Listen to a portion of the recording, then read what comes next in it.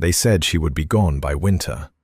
Her husband believed it too, which is why he left her at the edge of the world and rode away without once looking back. What he never guessed was that the crumbling fortress he chose as her deathbed hid a secret of his own, one that would wake her from her grave before the frost ever came.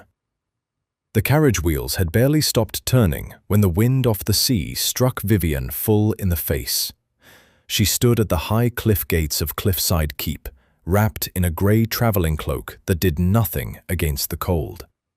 Fog rolled in thick from the water below, curling around the black stones of the fortress like smoke. Gulls cried somewhere overhead, unseen. The whole place smelled of salt and damp and old, forgotten years. Beside her, Charles adjusted his riding gloves. He was a tall man, broad through the shoulders, with a strong jaw and dark hair pushed back by the wind. He had the look of a man in a hurry. "The physician was firm," he said, not quite meeting her eyes. "The sea air will do what no tonic in London could. You'll grow strong here, Vivienne, stronger than you've been in years." Vivienne said nothing. She had grown used to being spoken about as though she were a problem to be solved. For 2 years she had been fading. It began quietly, a tiredness in her bones, a heaviness she could not shake. Then came the pale cheeks, the fainting spells, the long afternoons spent lying still in a darkened room while doctors argued in the hall. No one could name the sickness. They only agreed she was wasting, slowly, like a candle burning down to nothing. And now her husband was leaving her at a deserted castle on the coast, hundreds of miles from anyone she knew. "There is trouble with the trade routes," Charles went on. His voice was tight. "The family fortune depends on it. I must sail at once, or we lose everything. I would not go if there were any other way." He believed that, she thought. Whatever else he was not a liar. "How long?" she asked. Her voice came out thin. "A season, perhaps 2. He finally looked at her then, and for a moment something flickered behind his eyes. Guilt or sorrow, she could not tell. "The staff here are few but loyal. Old Mrs. Hartley will see to your meals. Rest, and let the sea mend you." A groom brought his horse around. Charles hesitated, as though there were more he wished to say. Then he simply pressed his lips to her cold hand, mounted, and turned toward the mountain road. Vivian watched him ride into the fog until the grey swallowed him whole. The sound of hooves faded. Then there was only the wind and the distant crash of waves against the rocks far below. She was alone. Inside, the great hall was vast and echoing, and desperately sad. Dust sheets covered what little furniture remained. Cold ash sat in the enormous fireplace. Her footsteps rang against the stone floor as she walked, and the sound came back to her from every wall, as if the castle itself were mocking her loneliness. Mrs. Hartley, a stout woman with kind eyes and a limp, showed her to a small chamber and left her a bowl of broth. Vivian could not eat. She lay on the strange bed and stared at the ceiling and waited to feel the tiredness pull her under, as it always did. But sleep would not come. Something about the silence of the place unsettled her. Sometime past midnight, unable to lie still, she rose and took a candle and began to wander. She told herself she was only stretching her legs. In truth, she wanted to understand the man who had left her here, to see the walls he had grown up behind, for Cliffside Keep had been his boyhood home before it fell into ruin. She found the study at the end of a long, drafty corridor. It was a narrow room, lined with empty shelves and a single heavy desk. She ran her fingers along the cold paneling, wondering what secrets a childhood held, when her hand pressed against a section of wood that gave way with a soft click. Vivian froze. A whole panel had swung inward, revealing a shallow, hidden space behind the wall. Her heart began to pound, the first time in 2 years it had done anything but flutter weakly. She lifted the candle higher. Inside lay a stack of leather-bound journals tied with faded ribbon and a roll of yellowed paper. With trembling fingers, She drew them out and spread them across the desk. They were sketches, dozens of them, hundreds, not the idle scribbles of a boy, but careful, brilliant drawings of buildings that did not exist, towers wrapped in glass, halls open to the sky, great domes catching light from every side. Beside them, in a young man's eager hand, were notes and measurements and dreams poured out onto the page. She turned to the first journal and read the words written across the front page. A sanctuary of the arts, so that beauty might live where the sea meets the stone. Built here, at cliffside, or nowhere at all. Vivian's breath caught in her throat. Charles. Her stern, hurried, closed-off husband had once dreamed of this. He had wanted to take this very fortress, this cold, black ruin, and turn it into something glorious. A home for painters and carvers and builders, a place full of light. She read on, and the years fell away in the pages. She saw a young man on fire with an idea. And then, near the end of the last journal, the writing changed. The eager hand grew heavy and slow. Father has forbidden it. He calls it a fool's folly and has ordered the plans burned. I could not save them all. Perhaps some dreams are not meant to be built. Perhaps I am not the man to build them. The final entry was dated only weeks ago, just before he had brought her here. I return to Cliffside at last, and I cannot bear to look at these walls. I leave her here for her health, and God forgive me, I do not know if I hope she survives this place, or if it is I who cannot survive it. Vivienne set the journal down. Her hands had stopped shaking. For the first time in 2 years, she did not feel tired at all. She felt something else entirely, something hot and bright and impossible to ignore, rising in her chest. He had left her at his own broken dream, and she was going to build it. 3 months later, a plain woman in a brown wool dress stepped down from a public coach in the heart of a crowded inland city, and no one looked at her twice. That was exactly as Vivienne wished it. She had left Cliffside Keep in secret, telling only Mrs. Hartley the truth of where she went. To the world, the Duchess of Ashworth was still resting on the coast, wasting quietly away. Let them think it.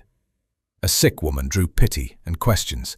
A nameless traveller in a modest gown drew nothing at all, and Vivienne had discovered that being invisible was its own kind of power.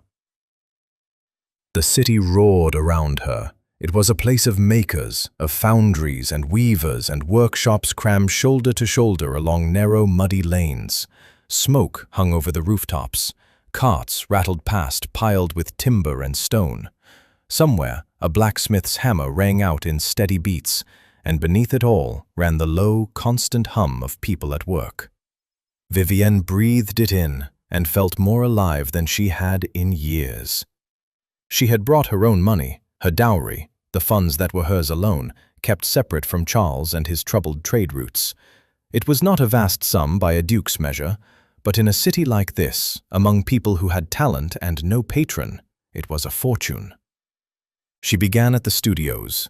The first she entered belonged to a stone carver named Greaves, a wiry old man with hands like knotted rope. His workshop was cold, and half his tools sat idle. On a bench in the corner stood a marble figure of a woman rising from a wave, so lifelike that Vivienne stopped in the doorway and simply stared. "It's not for sale," Greaves said without turning round. "That one's mine. The gentry want cherubs and coats of arms. They don't want this." "I don't want it either," Vivienne said. "I want the hands that made it." He turned then, frowning at her plain dress. "You've come to the wrong place, madam, if you're looking to hire cheap." "I'm not looking for cheap. I'm looking for the best, and the best are always the ones no one has bothered to notice." She stepped closer. "I have a fortress on the coast, cold stone, 5 stories high, facing the open sea. I mean to carve it into something the whole realm will travel to see. Waves, stars, whole walls of them. And I want a man who carves the sea because he loves it, not because he was told to." For a long moment, the old carver said nothing. Then he set down his chisel. "You're mad," he said quietly. "Very likely. When do we begin?" Word traveled quickly among people who had waited their whole lives to be seen. By the second week, Vivian's small room at the inn had become a place of pilgrimage. She sought them out, and they sought her. The ones the great houses had passed over, the strange and the gifted and the poor. There was a young fresco painter named Alice, barely 20, whose ceilings glowed like they held their own daylight, and who had been turned away from every commission because no lady would trust a girl. There were two brothers, Thomas and Peter Vane, structural men who understood how weight moved through stone and how far a wall could be opened before it fell. They had spent years repairing bridges no one thanked them for. Vivian offered each of them the same thing: free rein, full supplies, a roof over their heads, and food on their table for as long as the work took. And more than that, she offered them the one thing none of them had ever been given: trust. "You'll not stand over our shoulders?" Thomas Vane asked, suspicious. "You'll not send some steward to change every choice we make?" "I'll stand beside you," Vivienne said. "I'll learn the work myself, but the vision is mine, and the skill is yours, and I've no interest in ruining good skill by pretending I know better." They signed on.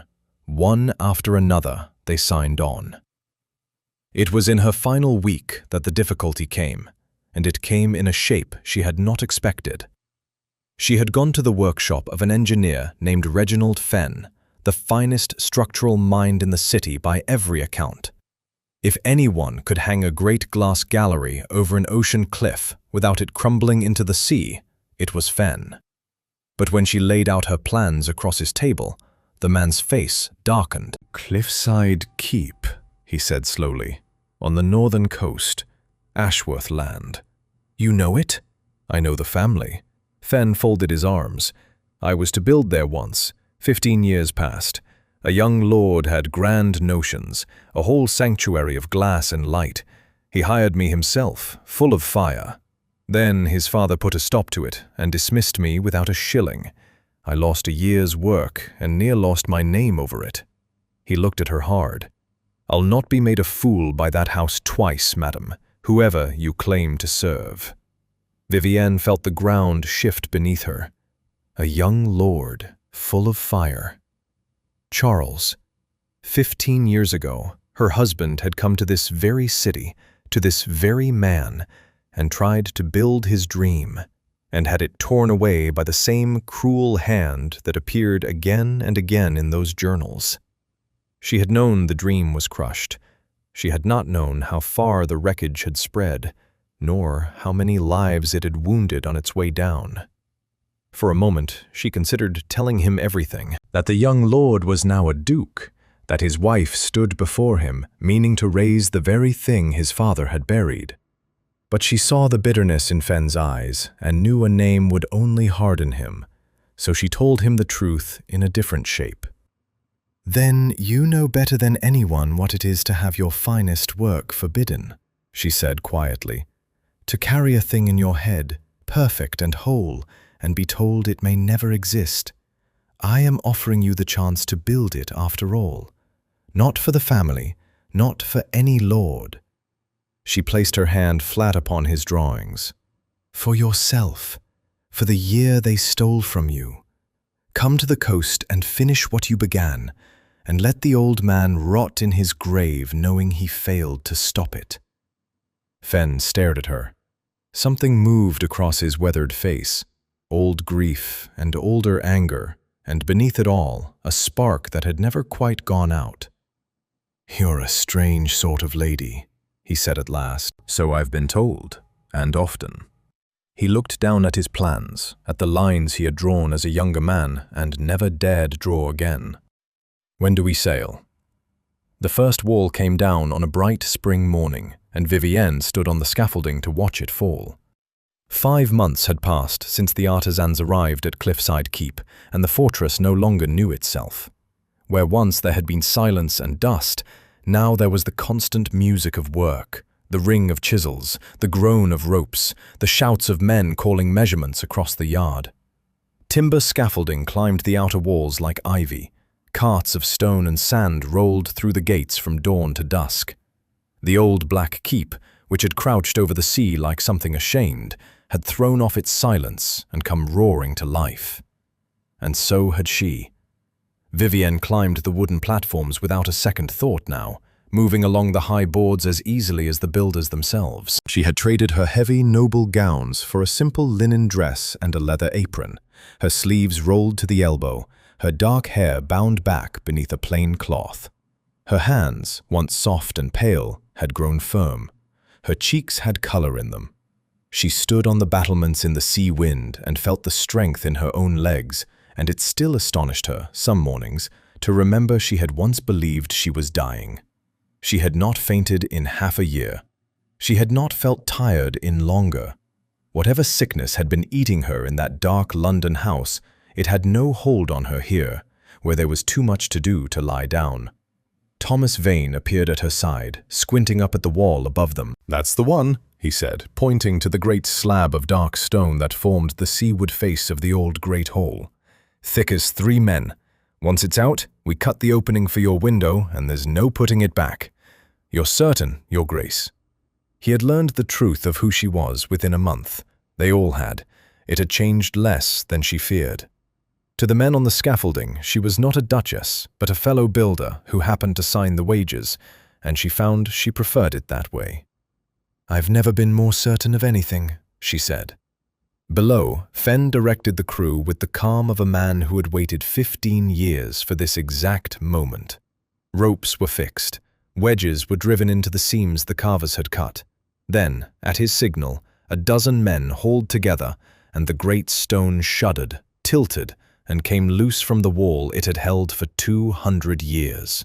It fell with a crash that shook the boards under Vivienne's feet. Dust billowed up in a grey cloud, and when it cleared, there was a hole where the darkness had been, a ragged opening through which poured the light of the open ocean, gold and endless, flooding into the great hall for the first time since the fortress was razed. The men fell silent. Even Fenn stood still. Sunlight moved across the stone floor where no sun had ever touched, and for a moment no one spoke, because there was nothing to say that the light did not say better. "There," Vivienne murmured. "There it is." That should have been the whole of the triumph, but the sea, she was learning, gave nothing without a price. The trouble came 3 days later, when they began to cut the opening wider for the glass.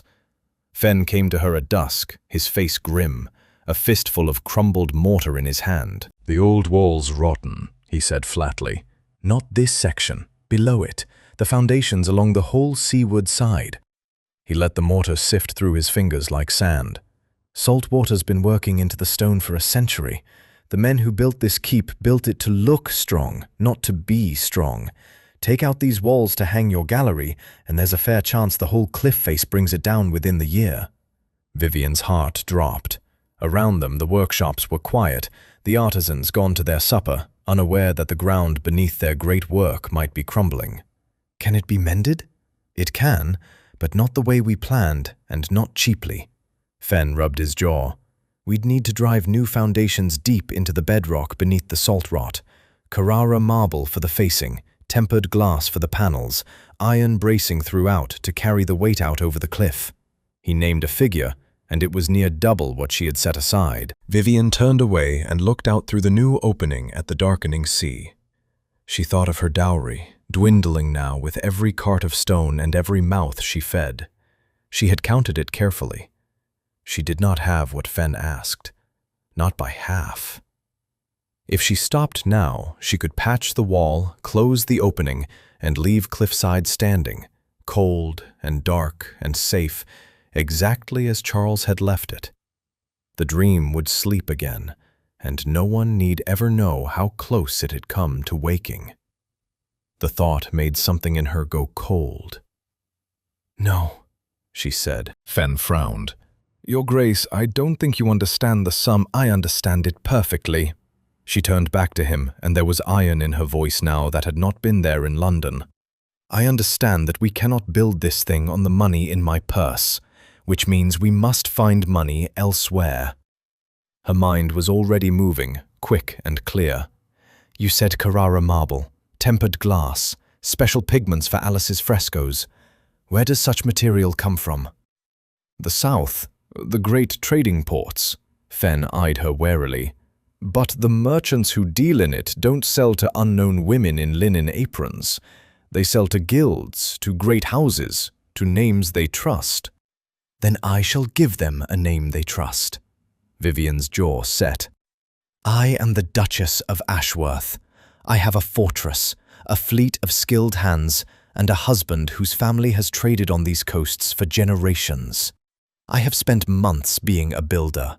Perhaps it is time I remembered how to be a duchess and put the title to some use at last." Fen studied her in the fading light.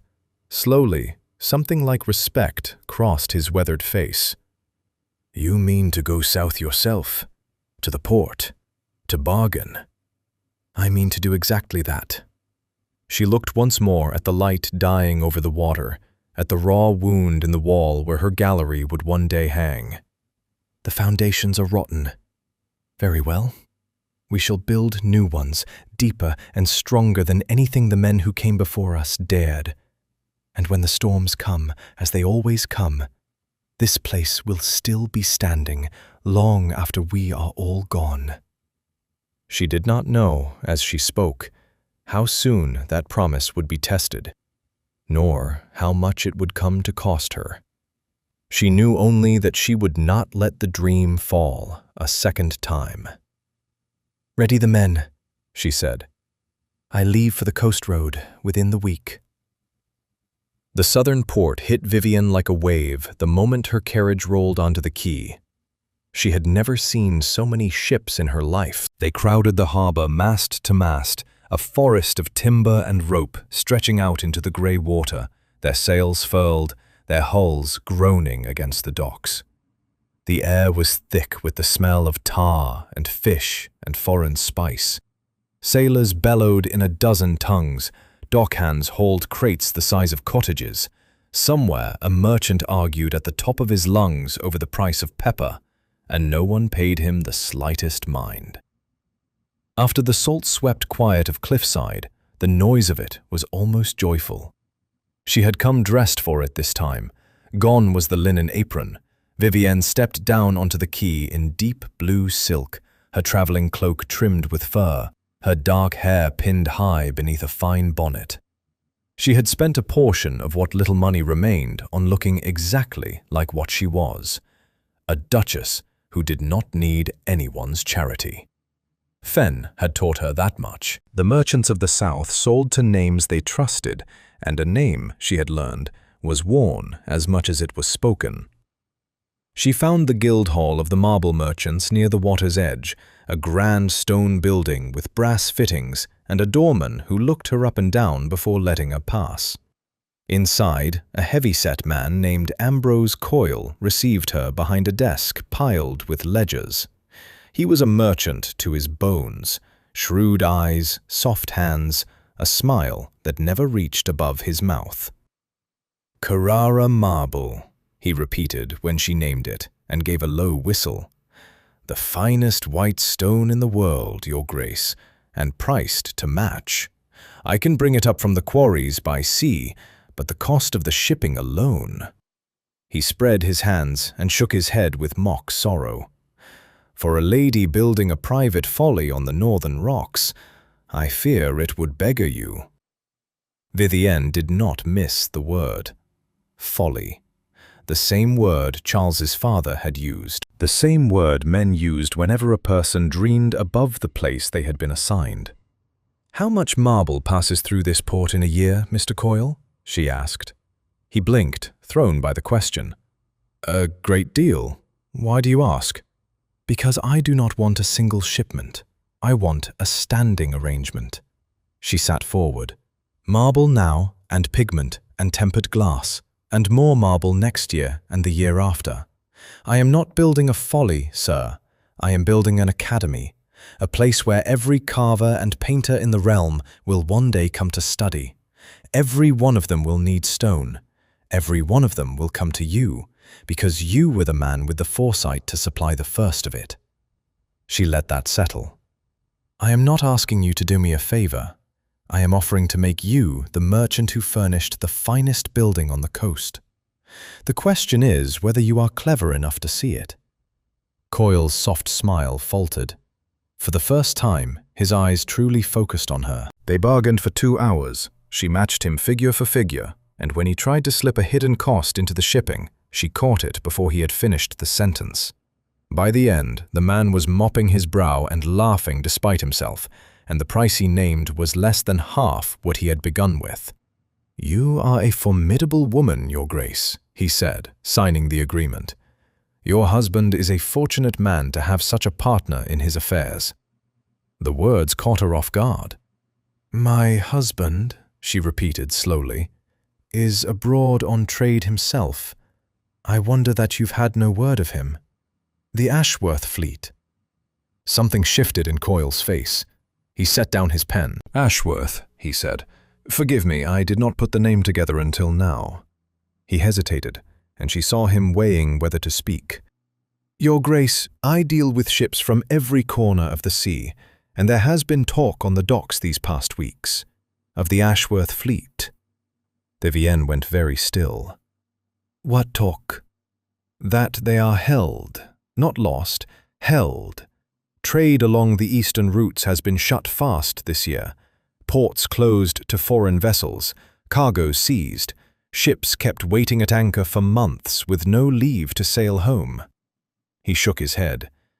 "It is a hard season for any house with fortunes on the water. Your husband may be sitting idle in some distant harbor for a year or more before they let him pass." A year or more. Vivienne kept her face calm, but her mind was racing. When Charles had left, he had spoken of a season, perhaps 2. She had built her whole plan around his return, dreading each morning that a rider might appear on the mountain road to find her keep torn open and half-built, her secret exposed before it was ready. But if the fleet was held, if he could not come home, then she had time. Far more of it than she had dared to hope. The dread she had carried since the day he rode away began, quietly, to lift. She would finish the gallery. She would hang the glass and lay the frescoes and drive the new foundations deep into the bedrock, and it would all be complete, whole, perfect, before he ever set eyes on it. He would not see a construction site full of scaffolding and rubble. He would see the finished dream, standing in the light, exactly as he had drawn it as a boy. And yet, beneath her relief, a smaller and stranger feeling stirred, one she did not entirely understand. She was glad he was safe. That was the part that surprised her. Somewhere in these long months of building his dream with her own hands, she had stopped thinking of Charles as the man who had abandoned her to die. She had come to know him instead through his journals, through Fenn's memories, through the eager young lord who had once stood in this very region of the world and tried to build something beautiful before the world told him no. She was no longer building the gallery to prove something to him. She was building it, she realized, for him, so that when he finally came home, broken and guilty and expecting a ruin, he might find the one thing he had given up hoping for. "Thank you, Mr. Coyle," she said, rising. "You have told me more than you know." She walked back out onto the crowded quay, into the roar and the salt wind, and looked north toward the sea road home. The marble would follow by ship within the month, the glass and pigment soon after, and her husband, it seemed, would not. "Good," she whispered to the wind. "Stay away just a little longer, Charles. Let me finish it." By the following autumn, sailors passing cliffside on the northern route began to speak of a strange white light on the cliffs and swore the old black fortress had been replaced by something that could not possibly be real. They were not entirely wrong. Vivienne stood at the foot of the finished eastern wall and looked up at a thing she had once only seen in a gone man's forbidden sketches, and even she could scarcely believe it stood. The dark stone was gone. In its place rose walls of pale Carrara marble that seemed to hold the daylight inside them, glowing softly even in shadow.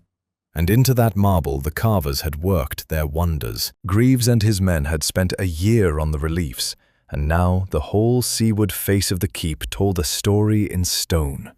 Great waves curling and breaking, seabirds caught mid-flight, and above them a sweep of constellations, every star placed exactly where it sat in the true night sky. Run a hand along the wall, and you could feel the swell of the water and the points of the stars beneath your fingers. But the reliefs, for all their beauty, were only the setting. The jewel hung above, the grand gallery. Fenn had done what he swore 15 years ago he would do. Driven deep into the new bedrock foundations, braced with iron he had forged to his own design, the gallery reached out from the cliff and hung suspended over the open ocean. A vast hall crowned with a dome of glass. From within, there was nothing between a person and the sea but light. On a clear day, the water threw shifting patterns across the marble floor. On a grey one, the whole hall filled with soft pearl light, and the waves crashed far below as though the building itself were sailing. Ships changed course to look at it. Vivienne had heard the rumours drifting back from the port. A gallery of glass hung over the water, glowing on the rocks where the sea meets the stone.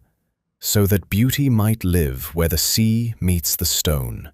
The exact words from Charles's journal. She had built his sentence into the world. Only one thing remained unfinished, and Vivienne had saved it for herself. The central ceiling of the dome. For 3 weeks she had climbed the high scaffold each morning at first light and lain flat on her back on the boards, brush in hand, working upward at the great fresco above her. Alice had offered to paint it. The young woman's skill far outstripped her own, and they both knew it. But Vivienne had refused, gently, and Alice had understood without being told. Some things a person must do with her own hands, or they mean nothing at all. She had chosen the subject long ago, back in the first cold weeks at Cliffside, when she had knelt on the study floor and read A Boy's Dreams by candlelight. The Celestial Map. In the very last of Charles's journals, tucked among the architectural plans, she had found a single page, unlike the rest, a careful chart of the night sky as it appeared from these cliffs on one particular night. He had not written why that night mattered, only the date in his young hand, and a small note in the margin. The clearest the heavens have ever been. She was painting that sky across the dome, every star in its place, the whole vault of heaven, as one lost boy had once seen it, spread now across the ceiling of the sanctuary he had never been allowed to build, in colors ground from the very pigments she had bargained for at the southern port. On the last morning, she laid down the final star. She set her brush aside and lay still on the scaffold, high above the marble floor, and looked up at what she had made. Her arms ached. There was paint dried in her hair and beneath her nails. Below her, the artists had gathered without a word, Greaves and Alice and the Vane brothers and old Fenn, all of them looking up in silence at the finished dome. For a long while, no one spoke. The light came slanting through the glass and struck the fresco, and the painted stars seemed to catch fire, glowing gold against the deep blue, mirrored below in the sea beyond the windows, so that for a moment it was impossible to say where the ceiling ended and the true sky began. "God above," Greaves said hoarsely. "We built that. We actually built that."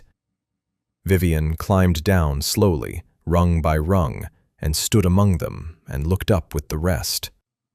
It was done. After 3 years and every coin of her dowry, after the rotten foundations and the long journey south, after the doubt and the labor and the wind that never stopped, the dream was finished.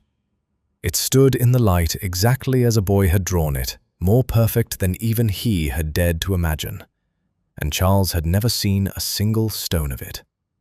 That was the thought that stole the joy from her chest, standing there in the glow of her own creation. She had built him a wonder, and he did not know it existed. He was somewhere across the sea, held at anchor in a distant harbor, believing, if he thought of Cliffside at all, that he had left his dying wife to rot in a black ruin. He carried that guilt with him even now, she was certain, the way he had carried it in the pages of his journal. God forgive me. She thought of the man in those pages, the boy on fire with an idea, the young lord who had come to Fen full of hope and been sent away in shame. The husband who had pressed his cold lips to her hand at the gate and ridden into the fog because he could not bear to look at these walls. She had spent 3 years learning to love a man she had barely known when he left her, and now the strangest fear of all crept over her, standing beneath the stars she had painted. Not that he would return to find the keep in ruins, he would find it glorious. But what if he returned and did not understand? What if he looked at the marble and the glass and the painted heavens and felt only that his forbidden dream had been taken from him and finished by someone else? That the one thing that was ever truly his had been claimed while he was gone? She had built it for him. But a gift can wound as easily as it heals if the one receiving it feels robbed of the giving. Vivian looked up at the celestial map, at the clearest sky a lost boy had ever seen, and made herself a quiet promise. When he came home, she would not present it as her triumph. She would not stand before him as the woman who had done what he could not. She would show him the dream and let him understand, in his own time, that she had not built it instead of him. She had built it with him, with the boy in the journals, across all the years and all the miles between them. "It's finished," she said softly. "Now we wait for him to come home." She did not have to wait much longer than she thought. Charles came down out of the mountains on a gray spring afternoon, 4 years older, and certain he was riding toward the worst day of his life. The eastern ports had held him near 2 years, 2 years of anchored ships and closed harbors and endless waiting, of letters that never reached home and news that never reached him. 2 years to sit with what he had done. And in all that time, one thought had circled him like a gull that would not land. He had left his wife to die. He knew it now with a clarity that shamed him. He had dressed it up in a physician's words, the sea air, the isolation, the cure, but the truth was simpler and uglier than that. Vivienne had been fading, and he had not known how to watch it, and so he had carried her to the one place on earth he could not bear, and left her there, and fled across the sea. He had told himself it was for her health. He had known, even then, that it was for his own cowardice. And now he was coming back to answer for it. His horse picked its way down the winding mountain road, hooves loud on the stone. Fog lay thick over the coast below, the way it always did, hiding the sea and the cliffs and the black shape of the keep from view. Charles was almost grateful for it. He was not ready to see the fortress. He was not ready to see what 4 years of neglect had done to a place already half in ruin, nor what a season by the cold sea had done to a dying woman with no one to tend her. Mrs. Hartley's letters had stopped reaching him after the first year. He had told himself it was the closed ports. In the dark hours, anchored in a foreign harbor, he had let himself imagine the other reason a woman's letters might stop, and the imagining had aged him more than the years had. He had not written to say he was coming. He could not think how to begin such a letter. And so he came as he had left, alone, unannounced, riding into the fog toward the wife he had abandoned. "I returned to Cliffside at last," he had written in his journal the night before he first brought her here, "and I cannot bear to look at these walls." He could not bear it now either, but he had run from it once, and a man could only run so far before the sea itself turned him back. He owed her this. Whatever he found at the bottom of the road, an empty keep, a fresh grave, a woman wasted to nothing who looked at him with the hatred he deserved, he would stand and face it. It was the least, and the last, thing he could give her. The road turned. The fog began to thin as he descended below it, the way sea fog does in the afternoon, burning off from the bottom up. And then the coast opened before him, and Charles reined his horse to a stop. For a moment he did not understand what he was looking at. He thought the long journey had unhinged his eyes. He thought the light was playing some cruel trick, the sun catching on wet rock and fog. Where the black keep should have stood, that squat, ashamed ruin crouched over the water, there was light. A building of white marble rose from the cliffs, glowing softly in the pale afternoon sun, so bright against the gray sea that it hurt to look at. It caught the light and threw it back, and the whole cliff face seemed to shine. And out over the ocean, hung impossibly above the drop, was a great dome of glass, gleaming like a jewel set into the rock, mirroring the water so that it seemed almost to float. Charles's breath left him. He knew that shape. He knew it the way a man knows his own hand, his own name, the face he sees in still water. He had drawn it 1,000 times as a boy. He had drawn it in the margins of his lessons and on the backs of letters and across whole journals he had hidden behind a false wall so his father would not find them and burn them as he had burned all the rest.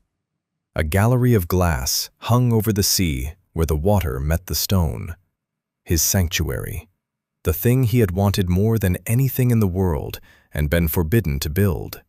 The dream he had buried so deep he had not let himself think of it in 15 years, because to think of it was to feel it torn from him all over again.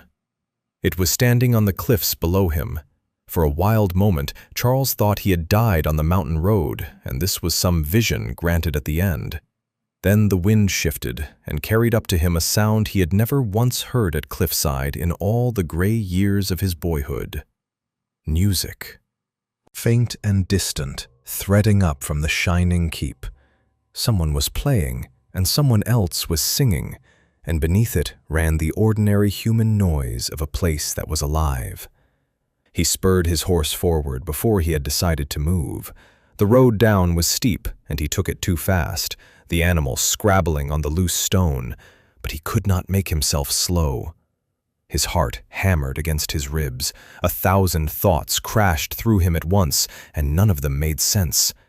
The keep was a ruin. He had left it a ruin.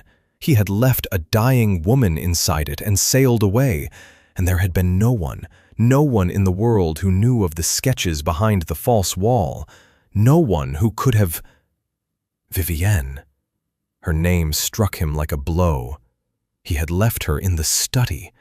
That first day he had shown her the small chambers and the great hall and the study at the end of the long corridor, and the false panel was in the study. The panel he had pressed shut with his own hand the last time he was ever a boy in that house. But she had been dying. She had been too weak to rise from a chair, too pale to lift her own teacup. Even if she had somehow found the journals, even if a fading woman had opened a hidden wall by chance, she could not have done this. No one could have done this. It had taken him 15 years and a lifetime's longing merely to imagine it. To build it required money he did not have, and skill he had never learned, and a will of iron, and years. It was impossible. And it was standing before him, gleaming on the cliffs, more perfect and more real than anything he had ever dared to draw. Charles rode down through the last of the fog toward the open gates of his own forgotten dream, and he did not know whether the thing swelling in his chest was terror or hope or grief, only that it was too large to hold. He had come home expecting a grave. He had found a wonder instead, and he could not begin to imagine who had built it. The gates stood open, and Charles rode through them into a place he did not recognize as his own. He had left a courtyard of weeds and broken flagstones. He returned to one swept clean and lined with young trees in stone planters, where two men in workmen's aprons carried a slab of pale marble between them and nodded to him as though a stranger on horseback were the most ordinary thing in the world. Somewhere, a chisel rang against stone. The music he had heard from the mountain was louder here, spilling out from open windows he did not remember existing. He swung down from the saddle, his legs unsteady after so many hours in it, and stood in the middle of the transformed courtyard, with the reins slack in his hand. "May I take your horse, sir?" A boy had appeared at his elbow. Charles handed over the reins without a word. He could not have spoken if his life depended on it. He walked toward the great doors of the keep because he did not know what else to do. They too stood open, welcoming, unbarred, nothing like the heavy iron-bound gate of his boyhood that his father had kept shut against the world. Warm light poured out of them. He stepped through and into the great hall, and stopped. Light was everywhere. The dark stone he had grown up inside was gone. In its place rose walls of glowing marble, and where the seaward wall had once stood, blank and black, there was now a sweep of glass that opened the whole hall to the ocean. Sunlight moved across a floor that had never known the sun. Along the walls, carved waves broke in stone, and above them, stars had been cut into the marble, and Charles stood among them like a man who had stepped inside one of his own drawings. Because he had. That was the thing his mind kept refusing. This was not merely beautiful, it was his. Every line of it, every proportion, the exact place where the light was meant to fall. He had drawn all of it, and someone had reached into his head and pulled it out whole into the world. Artists moved through the corridors around him. A young woman hurried past with a tray of pigments. An old man sat sketching by a window and did not look up. They belonged here. It was Charles who was the intruder, the ghost, the stranger in the house that had once been his. He walked on, drawn by the light, through an archway and down a short flight of steps, and came at last into the grand gallery. And there his legs simply stopped carrying him. The great glass dome soared overhead, hung out over the open ocean, and through it poured the whole of the afternoon sky. Below the glass, the sea crashed against the cliff, far down, so that a man standing here felt he was suspended between the water and the heavens, with nothing to hold him but light. It was the exact hall he had drawn as a boy of 16, lying awake, dreaming of a place where beauty could live. He had never told a soul the shape of it. He had hidden it behind a wall. He tipped his head back to look up into the dome, and his heart stopped. The ceiling was painted. A vast fresco of stars spread across the whole vault, deep blue scattered with points of gold, the constellations laid out with such care that he could name each one. And he knew this sky. Not any sky, this sky. He had charted it himself, one night at 16, from the roof of the old keep, and written beneath it in his journal the only words that seemed to fit. The clearest the heavens have ever been. It had been the night his father told him the sanctuary would never be built. He had climbed to the roof afterward, sick with grief, and looked up, and the sky had been so impossibly clear and so far beyond the reach of any man's forbidding that he had charted it out of sheer, helpless love, just to keep one thing that could not be taken from him. He had never shown that page to anyone. It was the most private thing he owned. And it was painted across the ceiling of his impossible gallery, 40 feet above his head, in gold. A sound left him that was not quite a word. "You found the last journal, then?" He turned. A woman stood at the far end of the gallery, framed against the glass and the sea. For a moment, the light behind her was too bright, and he could not make out her face. She came toward him across the marble floor, unhurried, and as she stepped out of the glare, he saw her clearly, and the world tilted beneath him. Vivienne. but not the Vivienne he had left. That woman had been a shadow, pale as candle wax, so thin her wrists had frightened him, too weak to cross a room without resting. He had carried the memory of her wasted face across 2 years of open sea. This woman stood tall and straight, her cheeks held color, her dark hair was pinned simply back, and there was strength in the way she moved, in the set of her shoulders, in her hands. Hands that were no longer soft, he saw, but firm and sure, a builder's hands. She looked at him steadily, and there was no hatred in her face, and no fear, only something quieter and far harder to meet. "Vivienne," he said. Her name came out broken. You're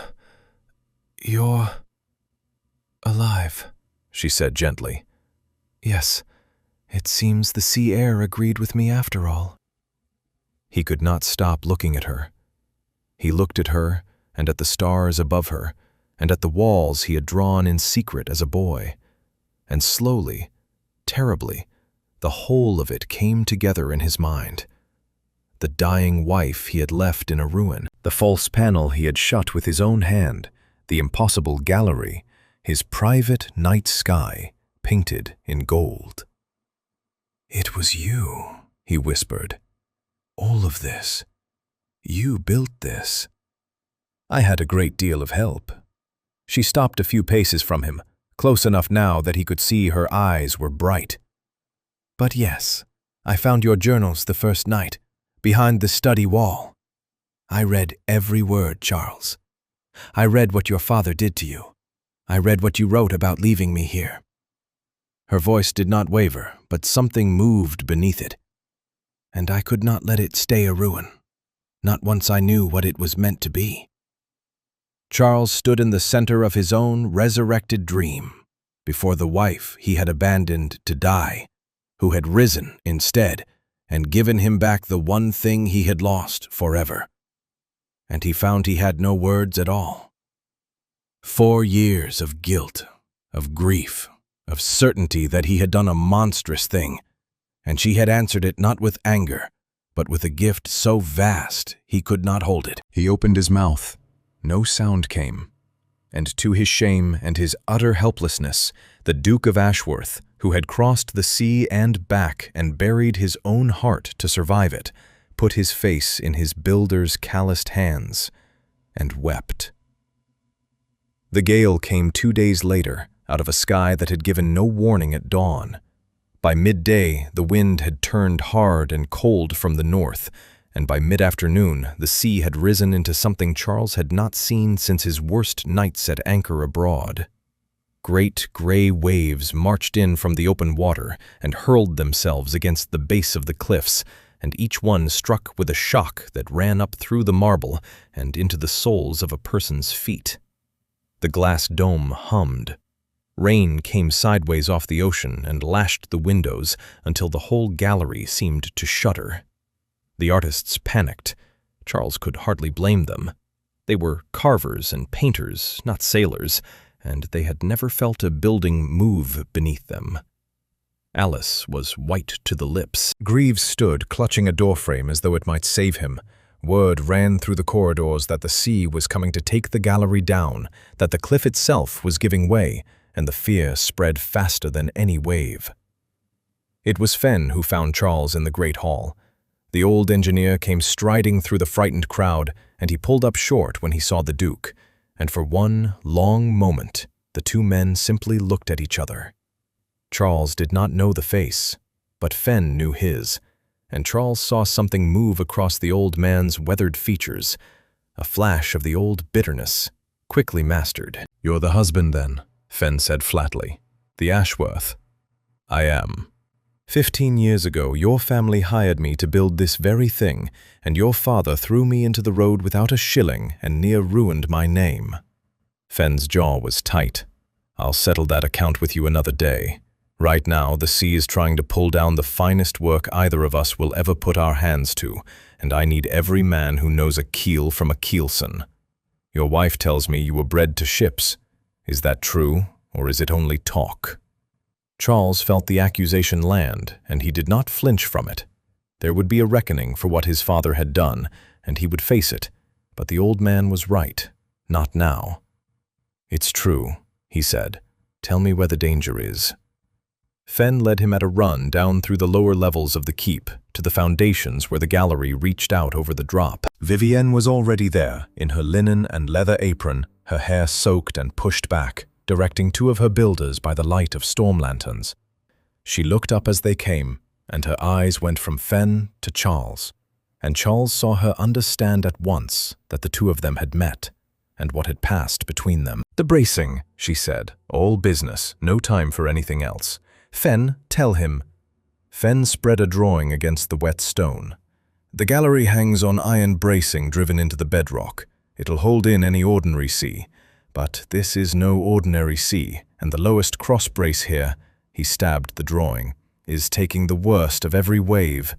If it works loose, the load shifts, and I'll not answer for what happens then.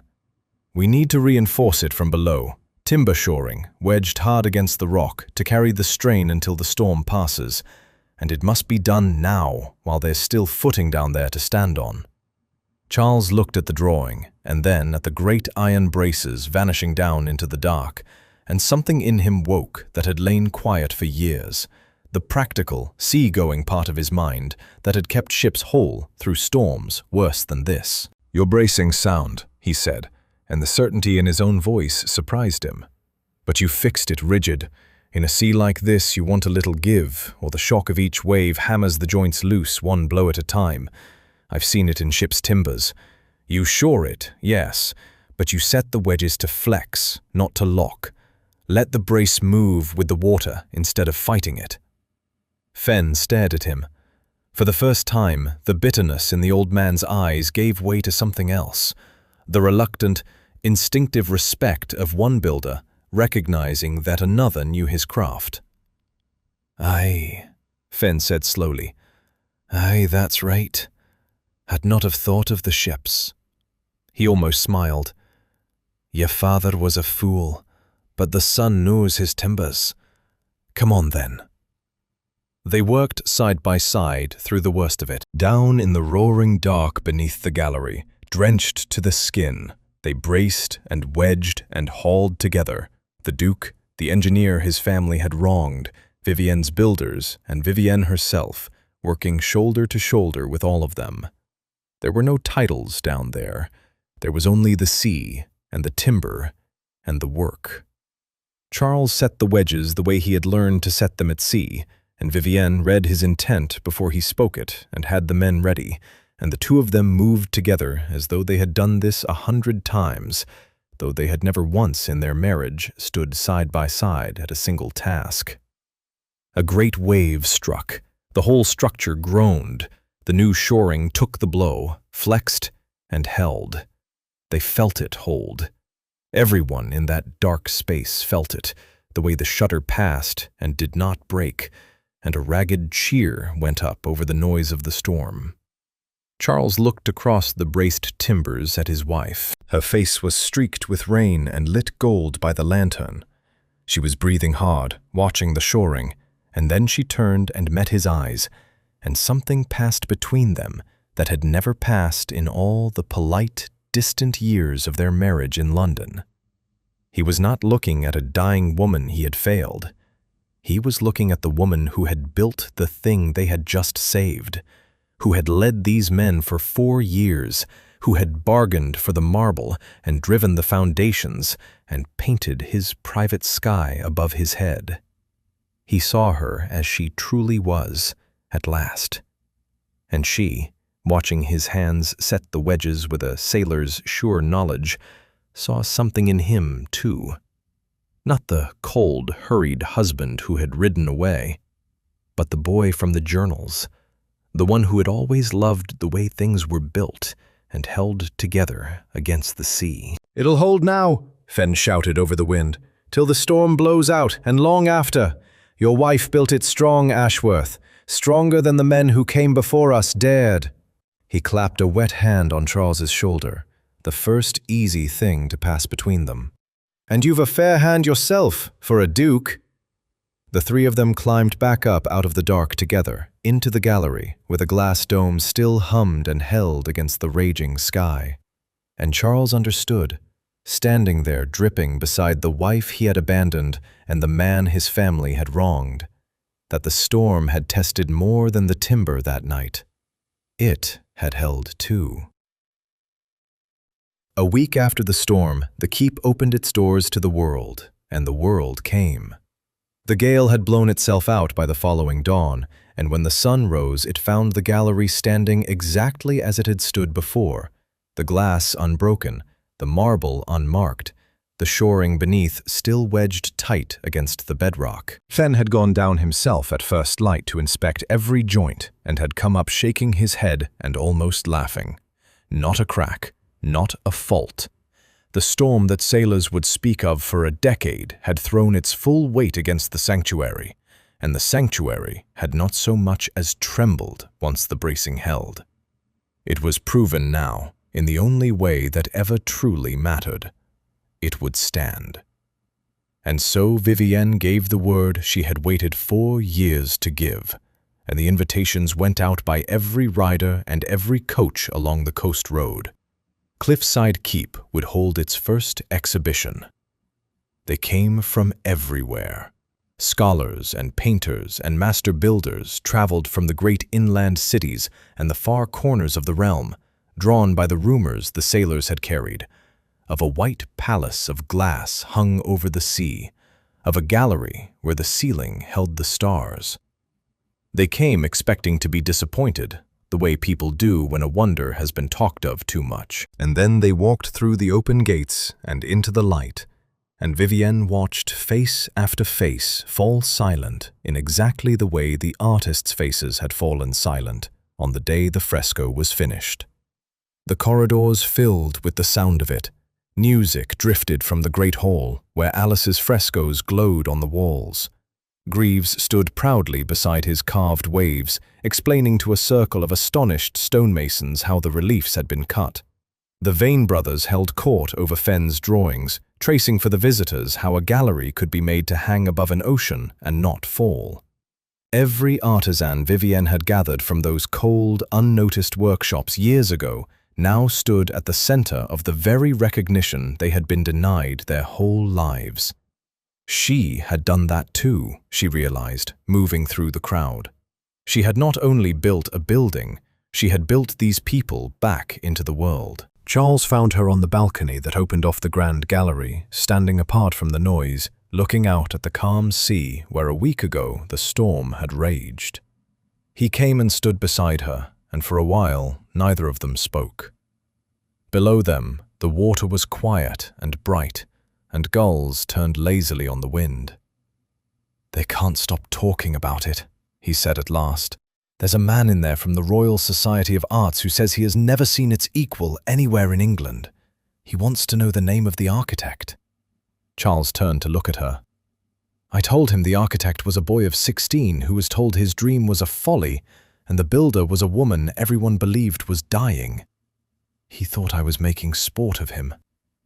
Vivienne smiled faintly, but she kept her eyes on the sea. "There is something I have carried for 4 years," she said, "and I would say it plainly now that it's done." She turned to face him. "I did not build this to shame you, Charles. When I found your journals, I could have written to you. I could have waited and asked and let it be yours to build when you returned. I chose not to, and I've wondered every day since whether I did wrong, whether I stole the one thing that was ever truly yours." Charles was quiet for a moment. "When I rode down that mountain," he said slowly, "and saw it standing on the cliffs, do you know what I felt? Before the shock, before I understood anything, there was one instant, just one, where I thought, someone built it. It exists. It's real." He shook his head. "For 15 years I taught myself not to think of it, because to think of it was to lose it again. And you gave it back to me. Not the drawing, the thing itself, standing in the world, more perfect than I could have made it alone." He reached out and took her calloused hand in his. You did not steal my dream, Vivienne. You are the only person alive who believed it was worth building, including me. She felt something she had held tight for 4 years finally loosen in her chest. There's one thing more, Charles said. I've thought a great deal about it these past days, and I'll not be talked out of it. He drew a folded paper from inside his coat. Vivienne recognized the heavy seal at once, the deed to the Cliffside estate, the land and the keep and every stone upon it, held by the Ashworth family for 200 years. This is yours, he said, not as a gift a husband makes to a wife, to be signed back to him in law the moment it's given. Yours outright, in your own name, to hold and to keep and to answer to no one for. I've had the papers drawn, so there's no undoing it. He pressed it into her hands. You built it. It should be yours. And I want it to be more than a house. I want it to be what I dreamed it would be when I was a boy. A place open to anyone with a gift and no patron for as long as it stands. An academy. Your academy. Let no father's word ever forbid a dream inside these walls again. Vivienne looked down at the deed in her hands. She thought of the pale, fading woman who had stepped out of a carriage into the fog 4 years ago, certain she would be finished by winter. She thought of the candle and the false wall and the journals and the first hot spark of purpose that had woken her from her grave. She had come to Cliffside to die. She would leave it, if she ever left it at all, as the mistress of the finest academy in the realm, standing beside a husband who saw her at last as an equal, who had signed away 200 years of his family's holding not out of guilt, but out of something far cleaner. Then we shall open it together, she said. Not the Duke's Academy, and not the Duchess's. Both our names, or neither. Both, Charles agreed. Always both, from this day. Behind them, the music swelled, and the crowds moved through the glowing halls, and above it all, the painted stars looked down from the great dome, the clearest sky a lonely boy had ever charted, given back to him now by the one person who had understood what it meant. They stood together on the balcony, the sick bride who had built a wonder and the husband who had come home to find her, and looked out at the sea that had tested everything they made and failed to break a single stone of it. The dream had been forbidden once. It would never be forbidden again. And where the sea met the stone, beauty had come at last to live.